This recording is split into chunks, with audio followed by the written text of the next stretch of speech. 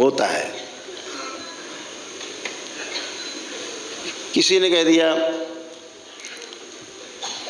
कि रज तम सत,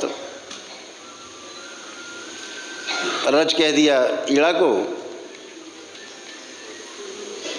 पिंगला को कह दिया तम, और सुषुम्ना को कह दिया सत, सात्विक। ऐसे 3 नाड़ी। ऐसे ही मैं उन बुद्धिमानों को बताना चाहता हूं जिन्होंने राधा को एक कैरेक्टर मान लिया। राधा भी ऐसा ही एक कैरेक्टर है, इसीलिए कई ग्रंथों में उनका, न महाभारत में न भागवत पुराण में कहीं पर भी उल्लेख नहीं है।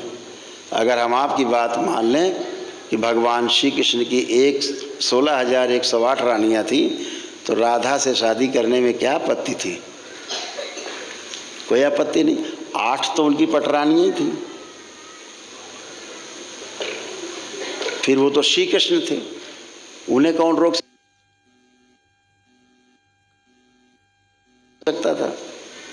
तो राधा ऐसे ही एक ऋषि मुनियों द्वारा अपने प्रेम में बनाई गई धारा। क्या? ईड़ा को कह दिया रुक्मणी और पिंगला को कह दिया सत्यभामा, गरम तेज, रुक्मणी ठंडी, और राधा को बोला ज्ञान का प्रतीक नाड़ी। ये 3 नाड़ियों के नाम रखे हमारे ऋषि मुनियों ने। तो राधा वो ज्ञान की ओर ले जाने वाली नाड़ी का नाम है, उसका नाम है सुषुम्ना। जो साधक लोग बोलचाल में इस्तेमाल करते हैं, क्योंकि भगवान कृष्ण तो योगेश्वर हैं। एक योगेश्वर को सम्मान देने के लिए राधा नाम का इस्तेमाल हुआ। लोगों ने उस कैरेक्टर को स्थूल में इतना ज़्यादा चटपटा बना दिया कि हमें अपने आराध्य के लिए दिन भर में 4-6 लोगों से लड़ना ही पड़ता है कि ऐसे नहीं थे वो। जिनकी 16,108 पत्नियां बता रहे हो, तो हमें महापुरुषों से भी पूछना पड़ता है कि उनके मस्तक पर आपने कभी मयूर पंख देखा है?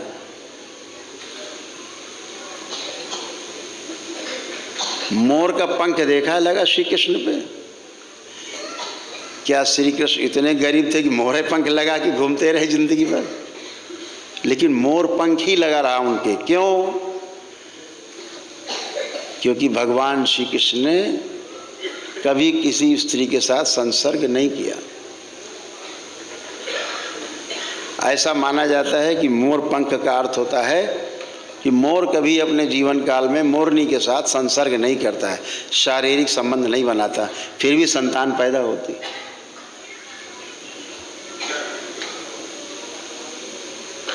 मोर से कुछ आंसू गिरते उल्टी करता छोटी सी, मोरनी खा लेती है उसको, गर्भ से रह जाती है।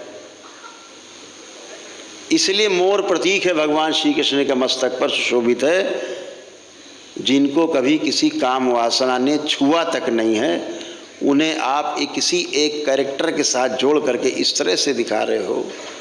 और मैंने तो एक पुराण पढ़ी हुई है पुराण, इन 18 पुराणों में एक पुराण भी है जिसमें इतना गंदा गंदा, इतना गंदा गंदा लिखा है कि यहाँ बैठा कोई माता पिता अपने बच्चों को पढ़ा नहीं सकता। उन योगेश्वर के बारे में ऐसे लिखा।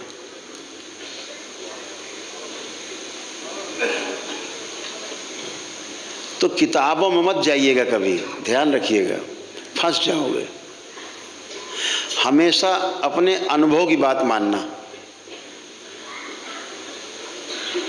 आज जो आप पहली सीढ़ी पे कदम रखने जा रहे हो, आज आप पहली बार अनुभव करने जा रहे हो जीवन का। अभी तो शरीर के सुख देखे हैं, जो जीवनगत सुख है उस सुख का नाम है निरंतर सुख, जहाँ कभी सुख की बीच में कटिंग नहीं होती है, निरंतर सुख है, अबाध सुख। वो आपका अनुभव से ही आता है, जीवन से ही आता है। शरीर में सुख और दुख आ सकते हैं, जीवन में आप चाहें तो केवल सुख ही सुख हो सकते हैं और निरंतर सुख बना रह सकता है, कभी दुख की तरफ लौटेगा ही नहीं, दुख होगा ही नहीं। तो आज जिस आप कभी चर्चा करेंगे, राधा पर चर्चा करेंगे, सब पे सब प्रतीकात्मक है। रावण को दशानन कह दिया गया, रावण को दशानन कहा गया। क्यों कह दिया गया? इसलिए कह दिया गया कि हमारा जो पहला चक्र है, हमारी कुंडलिनी से जब यात्रा शुरू होती है सहस्रार तक, मूलाधार से, तो मूलाधार में कमल के 4 पंखुड़ी बताई गई, 2 पंखुड़ी इधर 2 पंखुड़ी इधर, 4 पंखुड़ियाँ बताई गई। स्वादिष्ठान में 6 पंखुड़ियाँ बताई गई, 3 इधर 3 इधर कमल की। लेकिन मणिपूरक पर जो नाभि के पास चक्र है, नाभि के आसपास, उस चक्र का नाम है मणिपूरक चक्र। उसमें 10 दल का कमल बताया गया, 5 कमल के दल इधर, 5 इधर, 5-5 पंखुड़ी, 10 पंखुड़ी।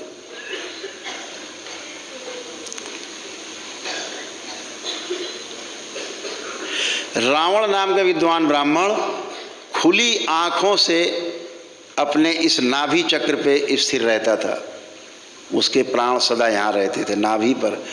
तभी विभीषण ने कहा था, चूंकि उस राज को जानता था, राम से कहा था कहीं तीर मारोगे नहीं मरेगा, लेकिन अगर नाभि पे आप भगवान तीर मार दोगे तो रावण मर जाएगा।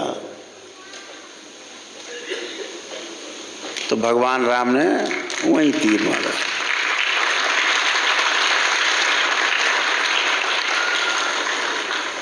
हम आँख खुली रखते हैं आप सब, तो मूलाधार में रहते हैं। मूलाधार कहाँ है? मल और मूत्र द्वार के बीच में जो जगह नीचे, हम मूलाधार स्थिर है, ऐसा माना जाता है। खुली आंखों से वहाँ रहते हैं, आंख बंद करके चलते हैं तो ऊपर को चलते हैं। खुली आंखों से हर व्यक्ति वहाँ रहता है। रावण कहाँ रहता था? नाभि पर, खुली आंखों से। राम, इसलिए रावण को दशानन कहा गया। दशानन, 10 कलाओं का ज्ञाता, 10 कलाओं का ज्ञाता थे रावण। खुली आंखों से नाभि पर रहते थे। राम को कहा गया कि 12 कला के अवतार है। इसके ऊपर आता है मणिपूरक के ऊपर अनाहत चक्र, अनाहत, ये 12 दल का कमल है यहाँ पर। इसीलिए भगवान राम को कहा गया 12 कलाओं के अवतार। सुना होगा आप लोगों ने, 12 कलाओं के अवतार क्यों कहा गया? राम एक ऐसे योगी थे, महायोगी, खुली आंखों से अनाहत चक्र पे निवास करते थे। आंख खुली है, रहते यहाँ थे। इतने बड़े योगी थे। महान ऋषि परंपराओं का संरक्षण उन्हें प्राप्त था। गुरु वशिष्ठ जैसे, गुरु विश्वामित्र जैसे गुरुओं का सानिध्य उनको प्राप्त था। उनसे शिक्षा दीक्षा उन्होंने पाई। और आपको पता है भगवान श्री कृष्ण को योगेश्वर क्यों कहा जाता है? इससे ऊपर एक चक्र है यहाँ पर, इसे बोलते हैं विशुद्धि चक्र। ये जो विशुद्धि चक्र है, ये 16 दल का कमल है। इसीलिए भगवान श्री कृष्ण को, क्योंकि वो खुली आंखों से यहाँ निवास करते थे सबसे ऊपर, इसीलिए उन्हें 16 कलाओं का अवतार कहा जाता है।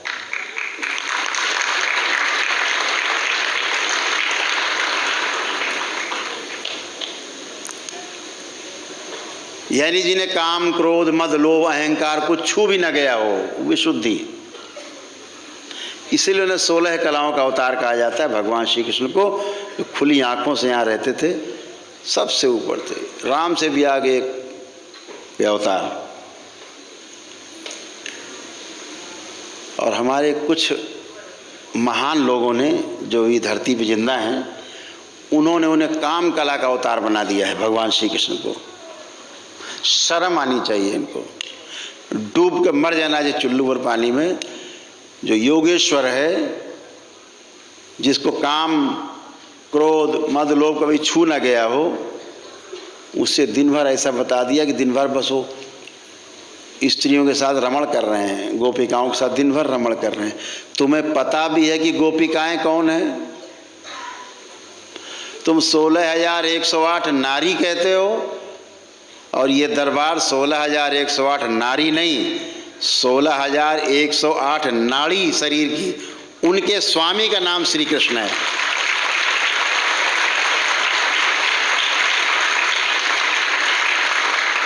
जैसे पति को स्वामी कह दिया जाता है, तो भगवान श्री कृष्ण को क्या कहा गया? 16,108 नाड़ियों के स्वामी, जिनके नियंत्रण है नाड़ियों पर, एक एक नाड़ी पर।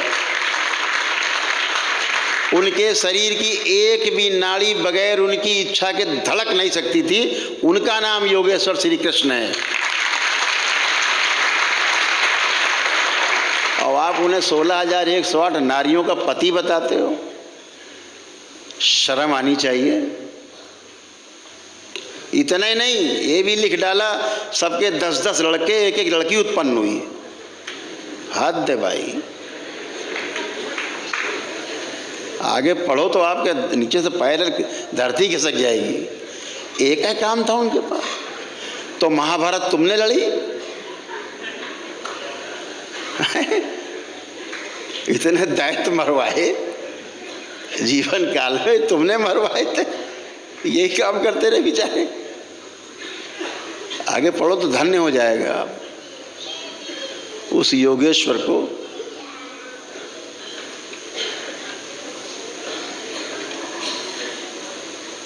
जिन्होंने इस देश को नहीं पूरे विश्व को दिशा दी, वह ग्रंथ जिसकी कसमें अदालत में खाई जाती हैं हाथ रख के, उस ग्रंथ का नाम है गीता, श्रीमद् भागवत गीता। रामायण पे हाथ रख के कसम नहीं खाता कोई, श्रीमद् भागवत गीता पे रख के कसम खाता है। उस योगेश्वर कृष्ण के बारे में ऐसी ऐसी बातें भद्दी भद्दी, दिन भर एक ही सूत्री कार्यक्रम। 8 वर्ष के श्री कृष्ण, 12 वर्ष की राधा। आप कह रहे हो दिन भर लिए पड़े रहते थे? अरे होश में हो भाई, होश की दवा खाओ। जब गोकुल छोड़ा श्री कृष्ण भगवान ने, तब उनकी उम्र 12 वर्ष थी। आप उन्हें काम कला का अवतार बता रहे हैं? अरे शर्म के मारे चुल्लू और पानी में डूब के नहीं मर जाओ। अपने भगवान के बारे में कुछ अच्छी अच्छी बातें करो, बच्चों को कुछ अच्छी शिक्षा मिले, बच्चों को उनका ज्ञान चक्षु खुले। चीज़ें लिखी गई हैं कोड में, जे जान ही तेई दे जनाई, बाकी मूर्ख बने रहो, इसलिए लिखा गया। बहुत विस्तार से बोलेंगे किसी दिन तो इनकी धज्जी उड़ाएंगे जितने बदमाश आएंगे।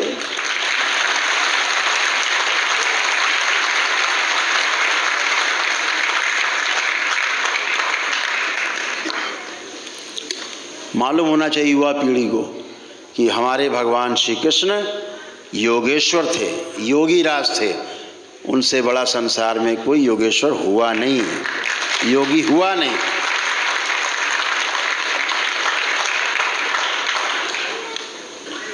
वो योगेश्वर नहीं होते तो भगवान परशुराम ने अपना सुदर्शन चक्र उनको नहीं दिया होता। भगवान परशुराम उन अवतारों में से एक हैं जिनके ऊपर आरोप लगा देते लोग बैठ के, केवल ब्राह्मणवाद का, तो क्षत्रिय विरोधी थे, बस ऐसे बना दिया। अरे भैया कुछ तो बुद्धि लगा लो यार। आप उनकी बात कर रहे हो जिनको जाति का मतलब नहीं, किसी से कोई लेना देना नहीं, जिन्होंने मानव धर्म को ही श्रेष्ठ माना।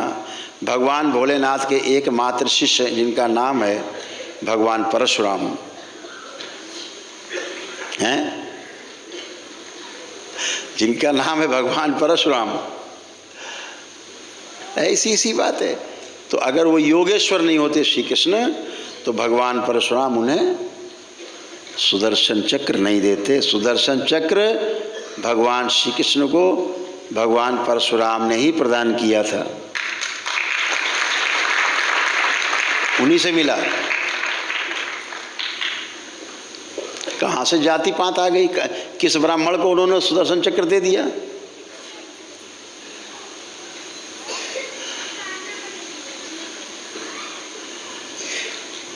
भगवान श्री कृष्ण ब्राह्मण नहीं थे, लेकिन आप अपने आरोप लगाते समय वो तो क्षत्रिय विरोधी थे, वो जाति प्रथा विरोधी थे, ब्राह्मणवादी थे। जब अपना धनुष लेकर के अब उन्होंने कहा कि हम तो तपस्या में जा रहे हैं, हमारा काम पूरा हो गया, तो कहा कि भगवान शंकर को उनके जो अस्त्र शस्त्र वापस कर दिए जाएं कि हम क्या करेंगे धनुष धनुष।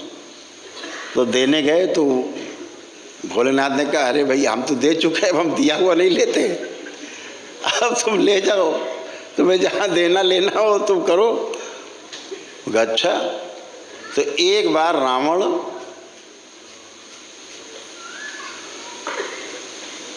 को बंदी बना लिया था सहस्त्रबाहु ने, अपनी कैद में रखे था। तो भगवान परशुराम भगवान शंकर से मिलने गए तो उन्होंने कहा कि भाई तुम शिष्य तो हमारे हो, लेकिन तुमने दक्षिणा आज तक नहीं दी। बोले प्रभु आप आदेश करो दक्षिणा। तो बोले आधी दक्षिणा में आज दो, आधी। बोले आधी मतलब?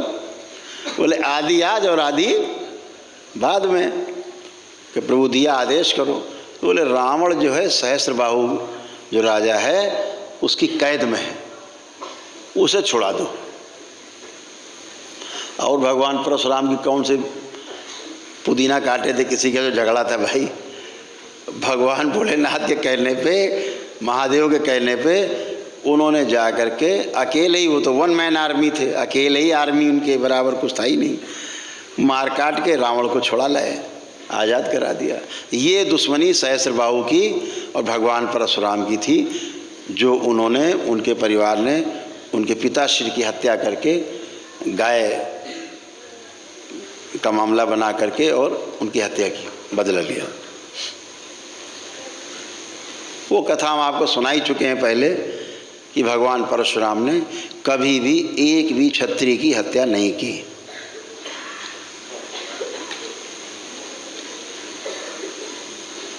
कर ही नहीं सकते।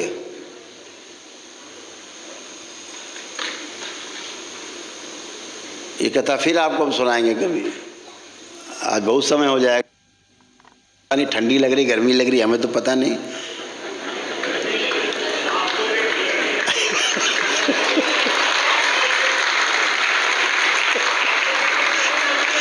हमको देख के गर्मी लग सकती है आपको।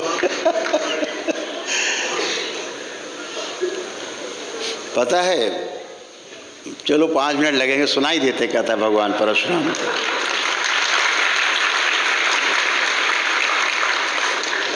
भगवान परशुराम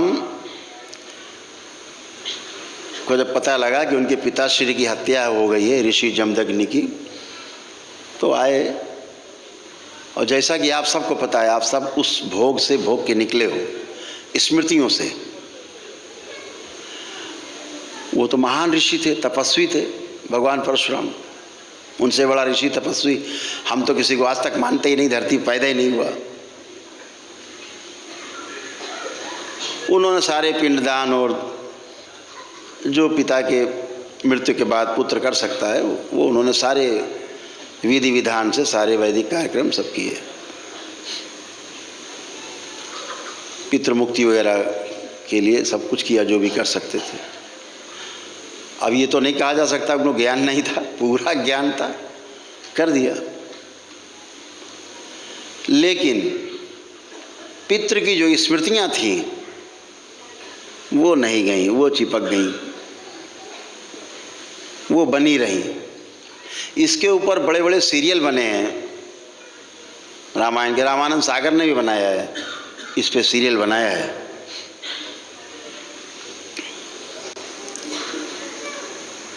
वो स्मृतियां चिपक गई। पिता की स्मृति, बदला लेने की स्मृति, मृत्यु के समय की हम बोलते हैं ना कि पितृ की मृत्यु के समय की जो स्मृति है वो सबसे भारी होती है।